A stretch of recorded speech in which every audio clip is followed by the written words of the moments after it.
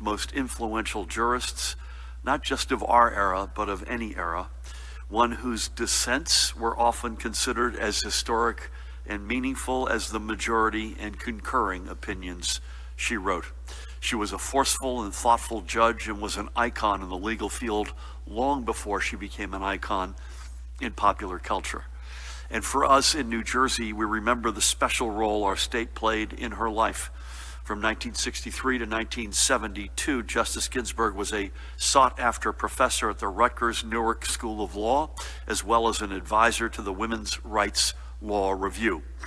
Following her tenure at Rutgers, she was the first director of the Women's Rights Project of the ACLU, which has led many fights for gender equality and equity. And those fights educated many of Justice Ginsburg's own opinions. Last year, I had an incredible and distinct honor of presenting Justice Ginsburg with the Golden Pea Award from the German organization Märchenland Berlin. It was a small ceremony held at the Supreme Court. The First Lady accompanied me that day, along with our daughter Emma. There on the right, and second from the left, by the way, is the German ambassador to the United States of America, Dr. Emily Haber. Justice Ginsburg was extraordinarily generous with her time. She gave us a literally 30-plus minute portrait-by-portrait tour of the chambers after the ceremony had taken place, which she had every right to have gone back to her office. She insisted on staying, and she was extraordinary. She went through each of the portraits of Supreme Court justices, explained who they were, their history, their tendencies. It was an extraordinary history lesson, was an extraordinary moment. I can tell you, we will never forget that day. She was small in stature, as you could see from the photo, but she was a giant in her field and in our nation's history. No doubt her reasoned and sharp opinions will be quoted and re-quoted for generations to come. And may her memory be a blessing. And with that, may the posturing that has already commenced be a cautionary tale of how our national politics has careened off the rails over the past 4 years. The rank hypocrisy of those like Senate Majority Leader Mitch McConnell is showing. They want to ram a nominee through 6 weeks before a presidential election, when just 4 years ago they refused to offer even a hearing to a nominee whose name was put forward 8 months before an election. Let the people decide, they screamed in 2016, but today they're thumbing their noses at the people in the name of a narrow political ideology. How many Senate Republicans will have the guts to stand up and demand that the process be put on hold until after the nation chooses its next president? That's really a rhetorical question, as so few have shown any guts over the past 4 years. Please God, can 4 of these people channel the likes of John McCain and others who went before them.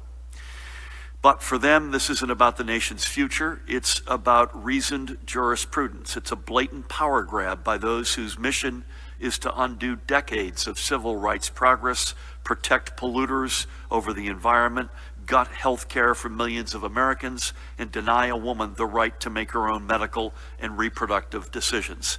And right now, our attention and the attention of the President and Congress should be focused on the pressing issue of getting ahead of COVID-19 and ensuring a comprehensive national response and recovery. We cannot be distracted from that goal. I think I know what Justice Ginsburg's opinion would be on the matter, and there would be no lack of Americans who would concur in that opinion. And it's only rightful, I might add, that tomorrow is National Voter Registration Vote. So whichever side of this you're on, get registered and get out and vote. Next, switching gears completely, I'd like to highlight 2 announcements from the Department of Human Services, and especially and specifically from our outstanding Commissioner, Carol Johnson. First, the department is providing the opioid overdose reverse drug naloxone, commonly called Narcan, free of charge to residents with no need for a name, appointment, or prescription for 3 days, this Thursday through Saturday, September 24th through 26th. To receive free Narcan. You can visit any of more than 300 pharmacies statewide, including participating locations of Acme, CVS, Rite Aid, Save-On, ShopRite, Stop and Shop, Walgreens, Walmart, and Weis Markets, along with numerous independent pharmacies. For a complete list of locations, look at that website at the bottom, nj.gov/human services/stop overdoses. That's nj.gov/human services/stop overdoses. This is, by the way, our second annual naloxone giveaway, and last year we distributed more than 32,000, Judy, free doses to residents. We were so encouraged to see New Jerseyans from across the state participate and be a part of the fight to combat the opioid epidemic. I urge everyone to get your free Narcan this year so you too can help us save lives and get folks on the path to treatment and recovery. And even as we have been battling the COVID-19 pandemic, our efforts to curb our opioid epidemic have not stopped. And again, I thank Commissioner Johnson and all of our partners for their effort to make this second giveaway possible. In everything we do, it is about saving every life we can. Also today, the Department of Human Services, and by the way, Pat, you and your colleagues in law enforcement know what Narcan can do and how many lives have been reversed and brought back. And you and your colleagues live this every single day. Again, today, the Department of Human Services has opened up the window for families with children ages 5 through 13 to apply for our new COVID-19 child care tuition assistance program. We know this is of particular importance to working parents whose children are currently learning remotely. Families with incomes up to $75,000 a year can apply online, and you can see it there, childcarenj.gov. Again, that's childcarenj.gov. And all you will need is a proof of income and a remote learning notice or announcement from your child's school. Tuition assistance will be available to eligible residents through December 30th. A total of $150 million has been set aside to support this program, and it is part of the broader $250 million plan we announced last month to ensure that more working families have access to the child care supports they need and to support our vital child care providers. And again, I want to thank Commissioner Carol Johnson, who's outstanding, and her equally outstanding team. With that, Judy, can we go to the overnights, if that's all right? We had an additional 396 positive test results, and we have broken through 200,000. It is now 200,154 since our first case on March 4th. For the tests recorded on September 17, the positivity was 1.81%. We'll stop here for 1 second. So 396 positive test results, big numbers over the weekend as well, Judy. Spot positivity has come down. It was over 2, in fact, almost 3 at certain points last week. Folks ask us all the time, hey, gosh, you're. I think we've said this almost at every session we've been here for the past several months. Yes, we test per capita as much as virtually any state in America. We have the team up here on either side of me and others behind the scenes went through hell and back to go from nothing, a pea shooter as a nation, never mind a state, to one of the most robust testing capacities in anywhere in the United States of America. So yes, some of this, when we print 400 or 500, or in today's case 396 positives, some of that is due to the fact we've got big testing capacity. The good news is you're getting tested. There was a period, you probably may have forgotten this, but a few months ago, we were begging folks to go out and get tested. We had built the capacity, we had the supply, but the demand wasn't keeping up with that. But some of this is also community spread. Judy's been going through some of we had a long call today to go over a bunch of, we're challenged right now in Monmouth and Ocean counties, to be specific. We owe you the facts, folks, and that's why we go through this every day. And I think we've been very clear, when you're around 2% and you've got around 400 cases, you can multiply that by 50 plus or minus to get some sense of the amount of people who got tested that day. And in this case, it's probably just about that. about 20,000 back from that day. So I wanted to get that off my chest. We're going to flip. The statewide rate of transmission sits at 1.12. It's been hovering, Judy, a little bit below and a little bit above 1.1. Based on those tests, particularly the 400 or 500 test days we got, I think you've been of the opinion for a while, it's going to be there for a bit. Our hospitals, as of last night, 185 confirmed COVID-19 patients, another 164 persons under investigation awaiting confirmation for a test. That's a total of 349, 87 of whom were intensive care, 32 ventilators were in use. We're reporting with a heavy heart 2 additional confirmed deaths, bringing our total of 14,278. Our number of probable deaths remains at 1,791. Again, apples to oranges, but for a spot look, our hospitals reported, Judy, my number has 6 in hospitals yesterday. Again, those are not part of these confirmed numbers, but just give you a sense of what it looks like on the front in the here and now. As we do every day, let's take a couple of minutes to remember 3 more of the members of our New Jersey family who have been lost to COVID-19. We'll begin in Bergen County, the lifelong home of Donald Landzettel. That is a German name. He was born and raised in Fairlawn. The Landzettels hail from Darmstadt, a city in Germany that I know personally quite well. Donald attended Fairlawn High and graduated then from Dartmouth College. He got married to his wife Gail on the right, and he joined the Army, retiring in 1969 at the rank of captain.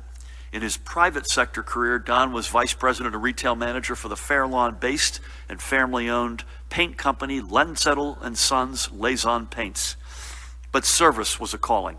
After Don and Gail settled in Allendale, he served as a leader of Boy Scout Troop 252 and was an active parishioner of the Archer United Methodist Church. He founded Allendale's annual community Christmas concert, and Don was also a member of AA and sponsored many others in their journeys. He was a member and former president of the foundation board for Newbridge Medical Center, which not only presented him with his Lifetime Achievement Award in recognition of his service, but also rededicated its interfaith chapel in his honor. Don leaves behind Gail, again on the right, and she and I had the great honor of speaking with her on Friday. After 59 years of marriage, he also leaves his daughter Susan in New Hampshire, and Lori in Jackson, and his sons-in-law Paul and Patrick respectively, and his 4 beloved grandchildren, Corinne, Brandon, Tyler, and Kirsten. We thank Don for his lifetime of service to our nation and to his community. God bless and watch over him. Next, we remember Estelle Kestenbaum, a longtime resident of Leonia, who we lost at the age of 91. And we have put up now hundreds of pictures. This one is my finalist for the best picture of anyone we memorialized since we started this 6 months ago. Look at that shot. She was born and raised in Maryland, graduated from Duke University. Think about that for a minute. She passed at the age of 91. You can roll the clock back, and I'll bet you there weren't a whole lot of women on the campus at Duke University when Estelle was there. And also she called Baltimore and New York City home before settling in Leonia in 1969 with her late husband Alfred to raise their family. 3 decades ago, at the age of 60, she began working as the secretary to support Superior Court Judge Edwin Stern of the Appellate Division. For the next 20 years, she would make the drive from her home in Leonia to Judge Stern's chambers in Morristown, retiring at the age of 80 after 2 decades not only of service to our courts, but after serving as a mentor to many of Judge Stern's clerks. She was a lifetime volunteer with the League of Women Voters and also always believed in the importance of voting. Again, tomorrow, National Voter Registration Day. She would want me to say that. Sadly, before COVID-19, Estelle was diagnosed with Alzheimer's, which slowly robbed her of her life's memories. She leaves behind her children, daughters Janice, who is in Washington, D.C., and Nancy in New York City, and I had the honor of speaking with each of them on Friday, and Nancy's husband, David, and Estelle's son, Ken, who lives in Long Island, and daughter-in-law, Megan, along with her grandchildren, Rebecca, Ben, Connor, and Caitlin. She is also survived by her nephews, Robert, Ronald, and Bernard, and many, many friends. We are honored that Estelle chose to make her life in New Jersey, and may her memory be a blessing. And finally today, we remember John Tone Jr. of Randolph. He was born in Orange and raised in West Orange, graduating from West Orange High School before proudly serving in the United States Marine Corps, achieving the rank of sergeant and earning accolades for his marksmanship. With his military days behind him, he returned to New Jersey with his wife, Thelma, to earn his degree from Fairleigh Dickinson University. He then began a career that took him from the entry-level job of clerk to his retirement as vice president of operations at Kyocera. Golfing with friends was a pleasure of his for many years, especially with buddies whose friendships spanned more than 50 years. Above all, however, John took enjoyment in his family, especially in his grandchildren, Andrew, Caitlin, and Joelle, and great-granddaughter, Violet, to whom he was Poppy. He is also survived by Thelma after 52 years of marriage, as well as by his daughter Donna and son-in-law Don. I had the great honor of speaking with Donna on Friday. Thelma, Donna, and Don, at least, it may have been more, each of them had COVID, and it was not kind to them, so keep them in your prayers. He's also survived by his son John and his wife Faith. He's also survived by his sister Janice and brother Gary and their families, his nieces and nephews, along with many cousins and friends. May God bless and watch over John and all who knew him. So Don, Estelle, and John are among the more than 16,000 who have now passed away because of COVID-19, whether confirmed or probable. None of those who have passed deserves to be a number. And for them, we cannot give up on everything we've done over the past 6 months to save lives. This pandemic isn't over, and as we know, it is all too easy for the numbers to go back up. So even though I know that we're all a bit fatigued, more than a bit fatigued, we must remain vigilant, and we have to keep up with our social distancing and masking, especially as the weather cools and we're drawn back indoors where we know this virus is even more dangerous. Before we hand the ball over to Judy, let's change gears once more to acknowledge another of the organizations partnering with the New Jersey Economic Development Authority to ensure that we emerge from this pandemic stronger than ever. Today, we recognize the Youth Development Clinic of Newark, which has for the past 60 years served the children and families in Newark and in the surrounding areas who struggle with mental health issues, poverty, and other challenges. At the core of their mission is their community mental health clinic that provides essential care and services to roughly 200 clients every week, and which complements its school-based counseling and support services. With the onset of remote learning, YDC had to quickly make the move to telehealth services. Executive Director Mark Kitsey, Dr. Mark Kitsey, with whom I spoke on Friday, and there he is on the right, worked through the EDA to receive a loan that has allowed his team to expand community outreach, including purchasing new technology for telehealth services and to keep key staff on the payroll. Because of this partnership, YDC continues to meet the needs of the children and families it serves. I thank Dr. Kitsey and everyone at the Youth Development Clinic for their commitment and dedication. Check them out at ydcnj.org. That's ydcnj.org, or call them at 973-623-5080, 973-623-5080. And finally, for today, a program note that this Thursday morning, I will be hosting a Facebook Live chat about our fight against the coronavirus with Dr. Anthony Fauci.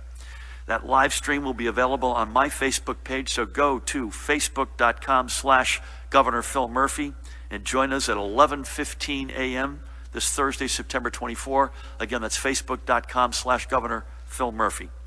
With that, please help me welcome the woman who needs no introduction, the Commissioner of the Department of Health, Judy Persichilli.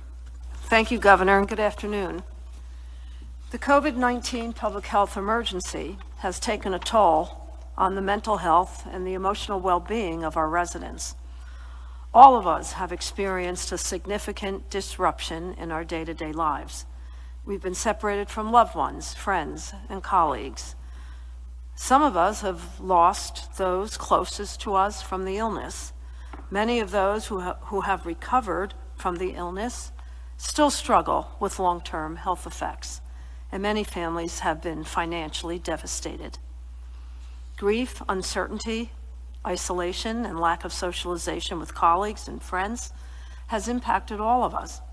Restrictions on our lives, such as limits on social gatherings, like weddings and funerals, have changed how we mark important milestones. And we know that these restrictions must continue for a while. We have been working together for more than 6 months to prevent the spread of COVID-19 in our state. We know that this new normal will persist for the foreseeable future, and all these factors are causing what is called pandemic fatigue. Pandemic fatigue is a feeling of exhaustion from the effects of COVID-19 health emergency on our lives. The key sign of pandemic fatigue is weariness. People may also feel helpless, sad, and irritable. Those experiencing this fatigue may have trouble focusing, or may have trouble with eating, or they may be sleeping less, or more than usual, or lack motivation and become withdrawn.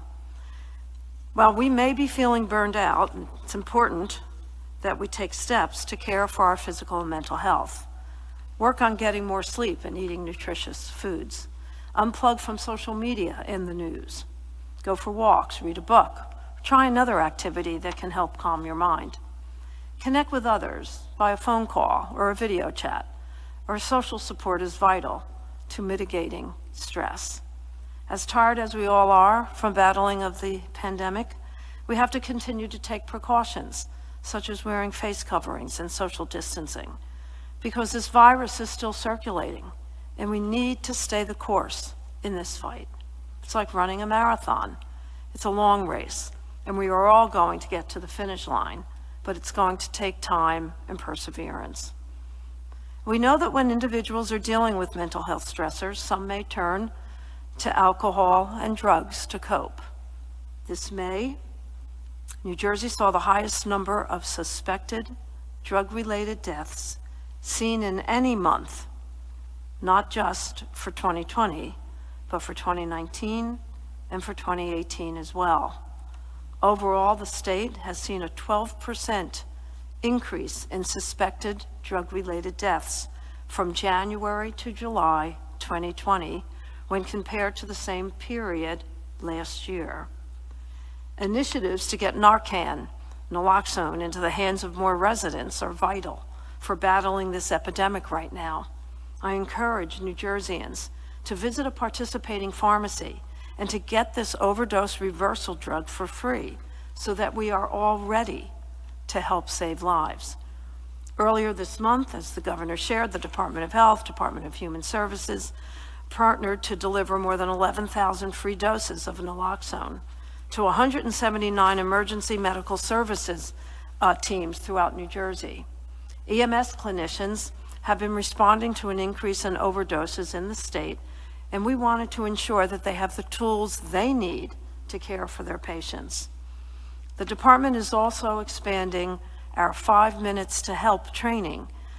This is an initiative for EMS to improve connections to care for non-fatal overdose victims. The program has helped to train more than 100 responders on how to interact with patients after they have been treated for a suspected opioid overdose. This training includes how to link patients to resources they need so they can reduce the number of repeat overdose patients. For individuals who are struggling with substance use, they can call the 1-844-REACH New Jersey helpline to speak with live, trained addiction treatment counselors and to get connected to treatment regardless of insurance status. For those who are dealing with stress, anxiety, depression, they can call the New Jersey Mental Health Cares helpline at 866-202-HELP, H-E-L-P. Now, moving on to my daily report, as the governor shared, our hospitals reported 349 hospitalizations, and there are 87 individuals in critical care, with 37% on ventilators. Fortunately, there are no new reports of multisystem inflammatory syndrome in children. The children affected, as you know, have either tested positive for active COVID-19 or have had antibody tests that were positive for COVID-19. The governor reviewed the new cases and deaths reported In terms of deaths, the breakdown by race and ethnicity is as follows: white 54.1%, black 18.3%, Hispanic 20.3%, Asian 5.5%, and other 1.9%. At the state's veterans' homes and the psychiatric homes, our numbers remain the same. The daily percent positivity statewide is 1.81%, the northern part of the state 1.30%, the central part of the state 2.15%, and the southern part of the state 2.51%. That concludes my daily update. Stay safe and remember, for each other, for us all, please take the call. Thank you. Judy, thank you. And your words regarding mental health, opioid addiction, alcohol use, et cetera, are extremely well taken and timely, sadly. And thank you for raising it in addition to everything else you and your team do. Pat, I was very happy to see on the compliance report no reference to the wedding in the family on Friday. So that was a relief. Again, congratulations to Ryan and Megan, and to you and Linda and her parents, and great to have you back, please. Thank you, Governor. Good afternoon. With regards to compliance, we did have Central Park Restaurant in Roselle, a report of overcrowding. Police did respond and issue not only the owner but the manager for the EO violation, and also Island Dragway, which is up in Independence Township in Warren County. The owner there was cited. Police responded to traffic, and there was over 1,000 patrons there, so that owner was also cited for an EO violation. And beyond that, Governor, it's been quiet. The weather, Pat, this week looks to be glorious throughout the entire week. So on the weather front, we knocking on wood here. Perfect, and the first day of fall is tomorrow morning. It starts at 9:30, so it's going to be cool. Okay, well said. Before we start, Dante, we'll start over here with Matt. And Matt Plotkin has joined us. Matt, good to have you. We'll be on a schedule today, which has been our typical schedule, this week rather, which has been our typical schedule, unless Dan tells me otherwise. We'll be here Monday, Wednesday, Friday at 1 o'clock each day, unless you hear otherwise. Virtual tomorrow and Thursday, and we have a White House call right after this. So we'll post you if we hear anything on that, either real time or at latest on Wednesday. If we could keep things moving along fairly crisply as a result of that, or because of that, that would be great. Dante, let's start here. Matt, good afternoon. Good afternoon, Governor. Are the increase in the average daily cases and steady increase in the rate of transmission to the highest levels in 7 weeks? Is this any early ripples of a potential second wave, especially considering the first day of fall is tomorrow and colder temperatures are on the way? And you mentioned in your opening remarks Ocean and Monmouth counties. Those two counties are currently responsible for about 30% of the new cases in the past 2 days. Curious if you can point to any specific activities that are linked to the uptick in those two counties. Yeah, both good questions. Judy, you and Ed should address both. Is this indicative of a second wave? And separately, what's the nature of in general terms, what the nature of what we're seeing in Ocean and Monmouth? I do know house parties, or at least a house party, is still on the list, unfortunately. That's a Monmouth a data point. I would think, Ed, Judy, that a second wave would, among other things, evidence in a much higher positivity rate than we have.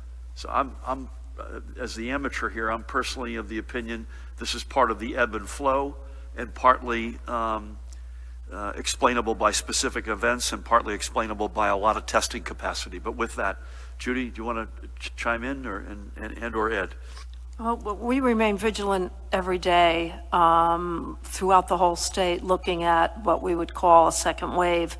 We know internationally that many other countries are seeing what they consider a surge in cases.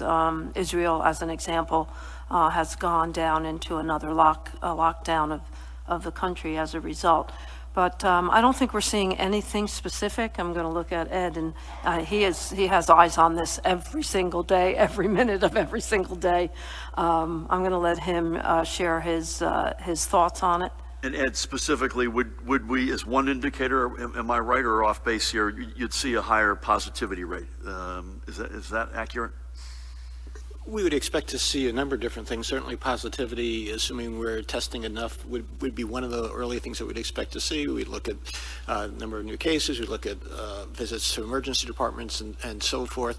And I'm going to agree with what both people said. I do not yet see a second wave. I'm always paying attention for the feeling of that undertow that might be suggesting that a wave is coming. And certainly any increase in numbers catches our attention and rightly increases our response to that area. But right now, I would not say it's a wave. Judy, how about Monmouth and Ocean? Any general color there? We know some social gatherings, particularly in Monmouth, were responsible for increases, and generally in Lakewood, we're just seeing a general increase in cases. I don't think we've been able to identify any specific cause right now, but again, we're remaining very vigilant because Lakewood has been a hot spot in the past, and we want to make sure it doesn't happen again. And it's fair to say, I don't want to put words in your mouth, we're probably a little bit delayed on tracking down because of the religious.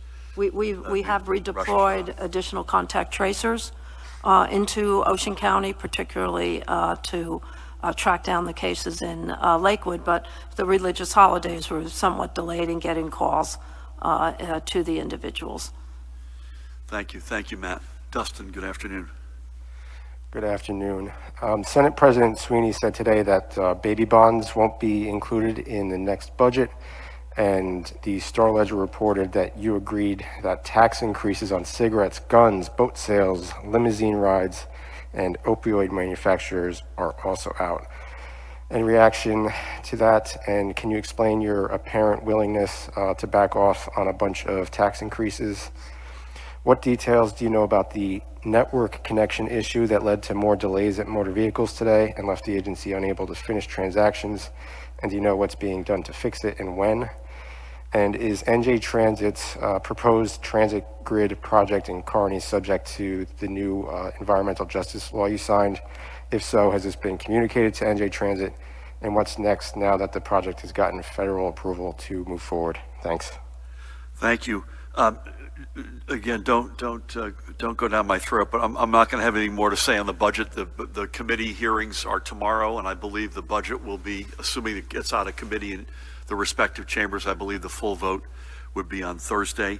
Again, the spirit of common ground, teamwork has been exceptional, and the one piece of this that we were very happy to unveil was the millionaires tax that'll be a part of it. Beyond that, stay tuned.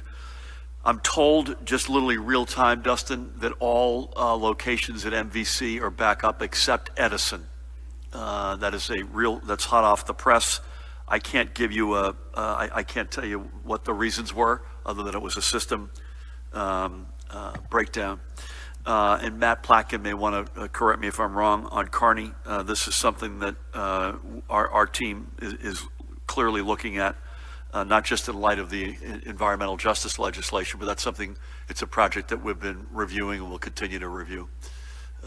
Anything you want to add there? You're good. Okay. Thank you. Nikita, how are you?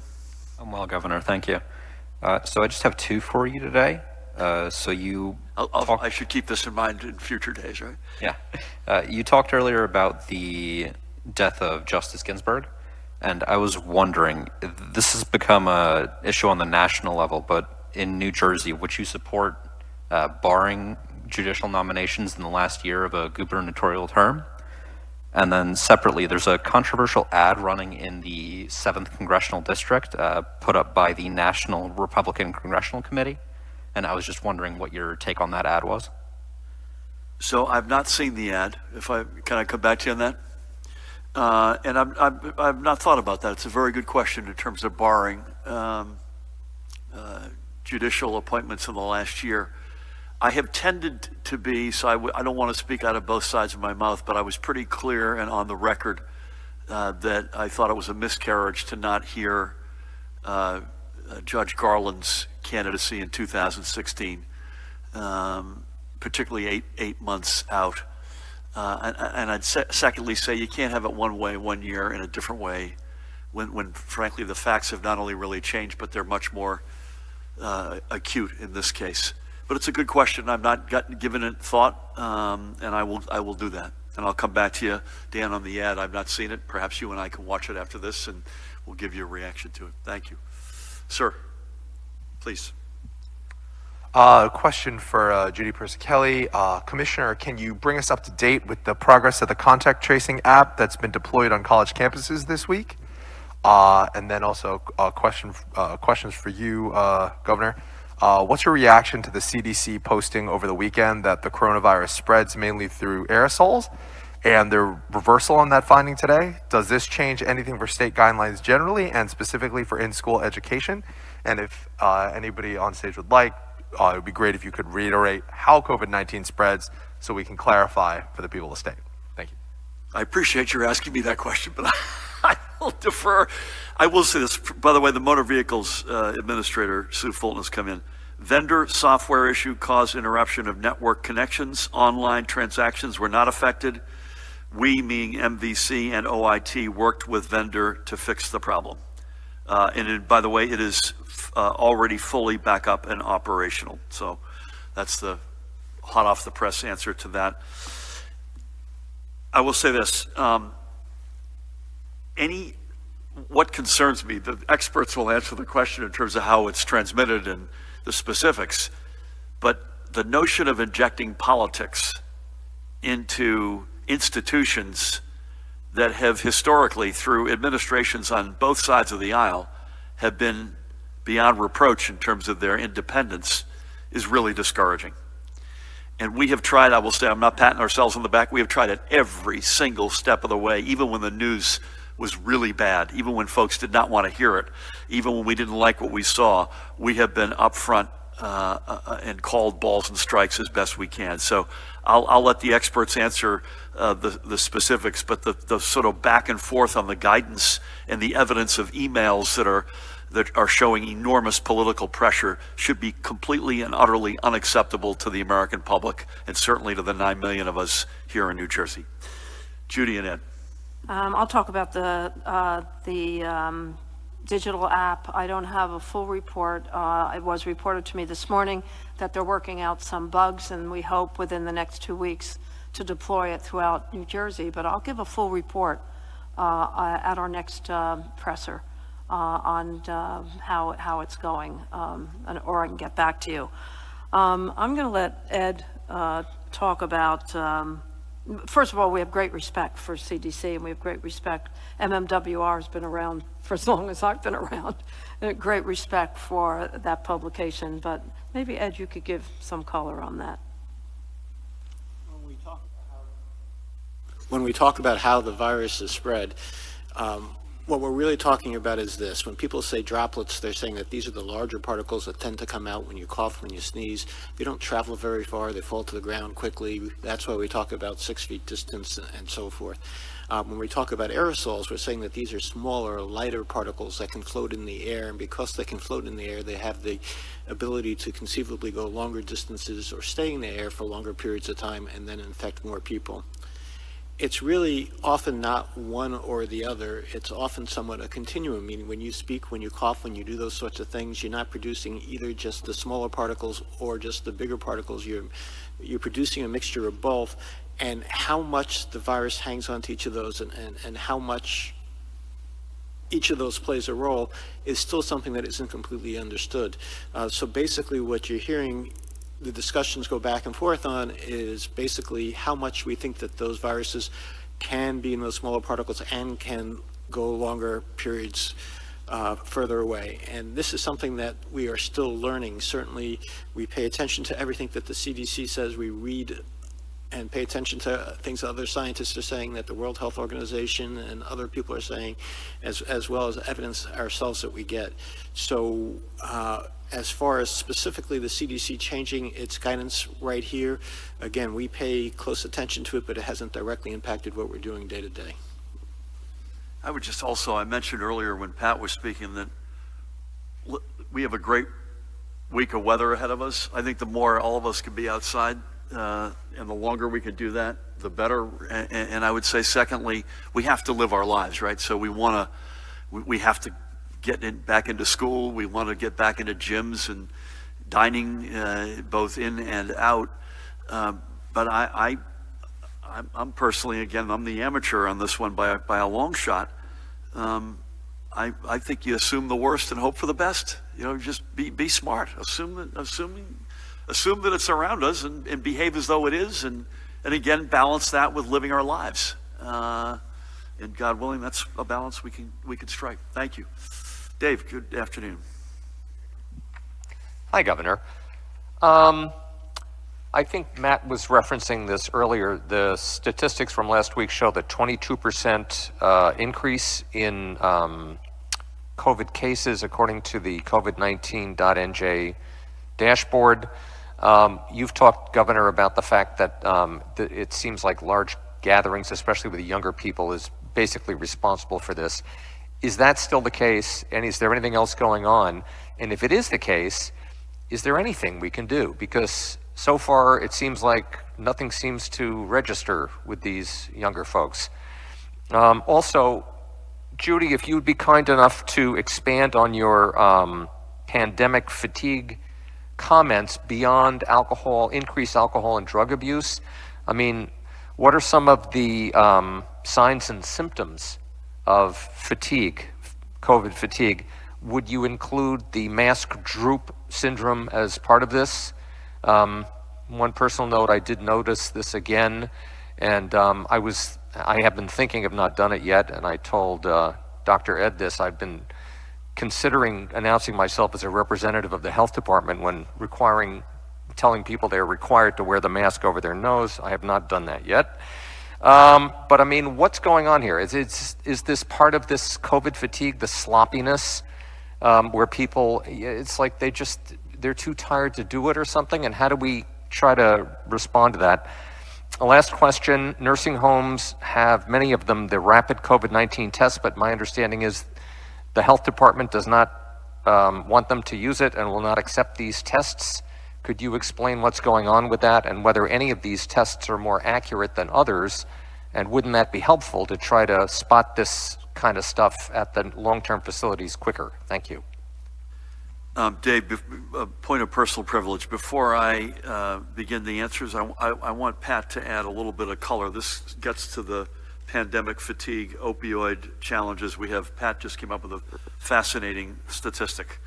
Yeah, just because of the ROC monitors, we have a drug monitoring initiative to make sure we track not only accidental overdoses, but also Narcan deployments. And just to put it in perspective, law enforcement and EMS personnel so far in 2020 have issued Narcan 10,155 times, which is that's about 40 a day.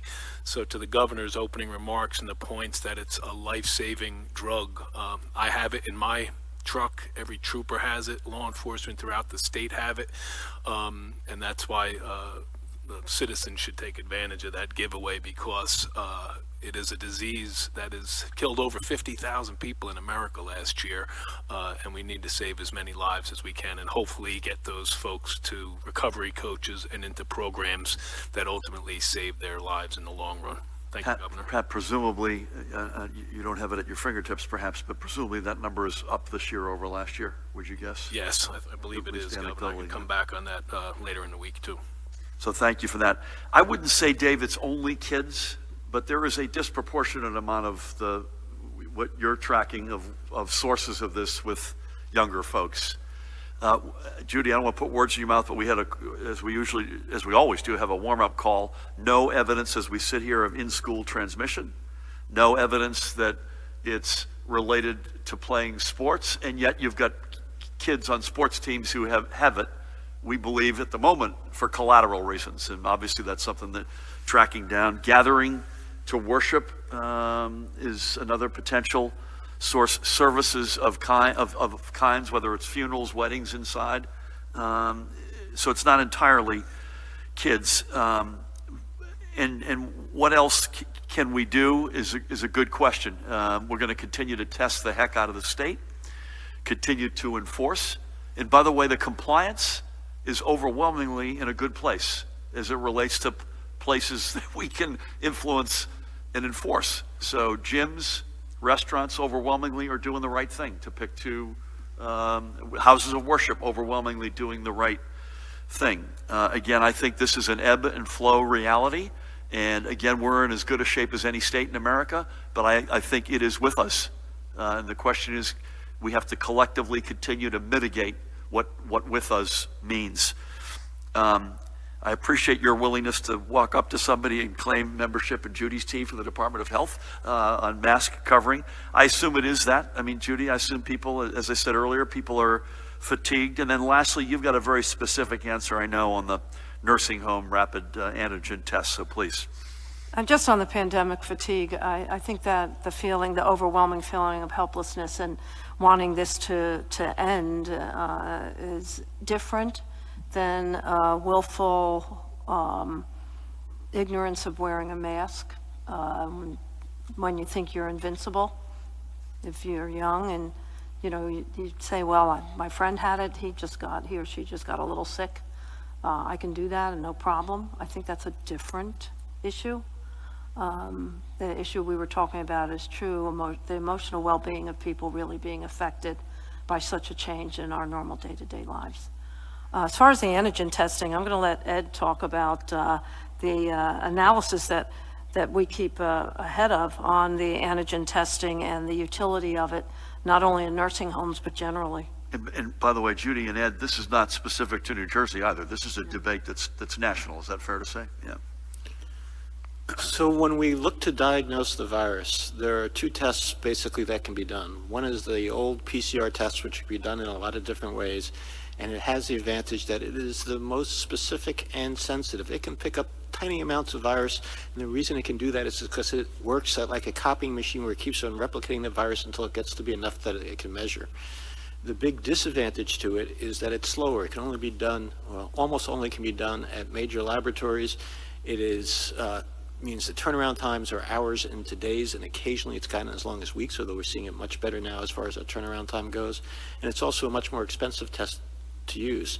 So people are continually looking for faster, quicker tests that could take its place or that could work together with it. And that's where antigen testing coming in. Antigen tests have been used for different things. If you've gone to the doctor and you've had a test for a strep test, for example, for a strep throat, that is an antigen test. They have the advantage that they're quick. They can be done with little or no machinery. They can be done in places like doctors' offices or in nursing homes and long-term care facilities, certainly in many of them. And they are relatively cheap. The trade-off for that is because they don't work like that copying machine and they don't keep on replicating that virus, they can't be as sensitive, meaning they can miss and will miss people that will turn positive on a PCR test. And they also tend not to be as specific, meaning you are more likely to get a false positive on them than on that PCR test. So it's always that balance of, yes, we certainly think it plays a role because it is quick, it is cheap, it is something that you can do relatively frequently, you can do it right then and there, although only one at a time, but it is not as accurate. So exactly how do you use those two tests? How do you work them together? We're still working to that, but there are certainly places that we think it will be used and should be used, and other places we're less confident. Ed, thank you. And for the time being, I think the guidance is you want them to do both, right? Not just to rely on antigen alone? For now, the guidance is basically we want that the PCR test is the test of record, meaning that's the test that we're going to most believe. Thank you, Ed. Thank you, Judy. Daniel, you'll take us home. Hi, Governor. So jumping off a prior question of the second wave, it's been over 2 weeks since we've had indoor dining in gyms and theaters.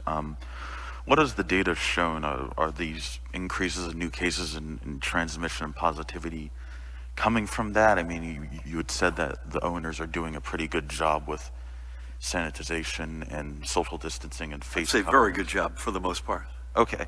And I guess the second question, with the younger people getting it, are these parties and social gatherings the only source of these new surges? Is it also that they're back at universities? I know there's a piece from National Geographic last week that many of these younger people are doing retail and food service jobs where there's a higher risk to get it. So is there any other source of the surge that the data is showing? Thank you. Thank you. I'll give you my thoughts, but would love you two to come in, Judy and Ed. I don't think we have evidence at this point that leads outbreaks back to any restaurant or gym or indoor entertainment or movie theater behavior, right? We do have house parties, other gatherings, but again, I don't want to overstep. We don't have in-school transmission data, and there will be, by the way, right? So this is, given the amount of kids we have in school, people who go out to dinner, people who go to gyms, but we do not have that at the moment. And there could be, I would just say there could be some connection back to folks who are younger folks. I didn't see the article, but your point is you've got maybe a disproportionate representation of essential workers, food, retail, whatever it might be.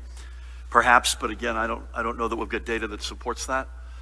Colleges, certainly, we've seen some hotspots in off-campus housing. We've seen it through athletic programs. Again, no evidence that it's specific to playing athletics, but in ancillary or tangential activities. But we'll let the experts weigh in here. Yeah, I just want to, talk a little bit about case investigation and contact tracing. You've heard us bring it up over and over and over again. Well, there's a reason for that. Without really good contact tracing, we won't be able to answer the questions to a higher degree of certainty that you just asked. We want to be able to contact trace, identify, who are you in contact with? How are those individuals doing? Is there a particular outbreak amongst a cohort of individuals that have been in each other's company for a longer period of time? So again, answer the call. If you test positive, please share the information so that we can answer these questions and share with the public to a greater degree of certainty what type of transmission we're seeing. It's a great point. It's a great tee up, Daniel, to make that commercial. Answer the call. And again, we don't condone and never will illegal behavior, certainly don't condone underage drinking, but to use the house party example, it's not what the call is about. The call is about public health. It's getting better, but it's still not where it needs to be. And so with that, thank you. I'm going to mask up and have a couple of thoughts here as we depart. First of all, Judy and Ed, thank you, as always. Pat, likewise. Jared, Matt Placken, Dan Bryan. Again, tomorrow virtual, Wednesday, 1 o'clock in person. Again, White House call this afternoon. Those who become less frequent, looks like it's sort of an every other week mode at the moment, but we'll all be on it. And if we get anything, some of you have asked some questions, whether it's CDC or antigen testing, that we may well get some more color. Again, I've just asked folks to not only keep doing what you've been doing, both individuals as well as folks who run establishments. I did a quick spot check into a gym, a health club on Saturday, and it was impeccable based on my anecdotal quick inspection. I'm going to hit a school this week. We're trying to sort of go around. We continue to dine. I've stayed outside so far because the weather's been with us. But based on the evidence we've got, folks are overwhelmingly doing the right thing. And the only, Judy, the exception is probably that last point you raised. We need more of you to pick up the phone and answer the call. And just be straight. This is what I know. This is who we're in touch with. The folks who do this are from your community. They've got no agenda other than the public health agenda. They're trained. They know that confidentiality is important. And so please, please, please take their call. Many thanks. God bless.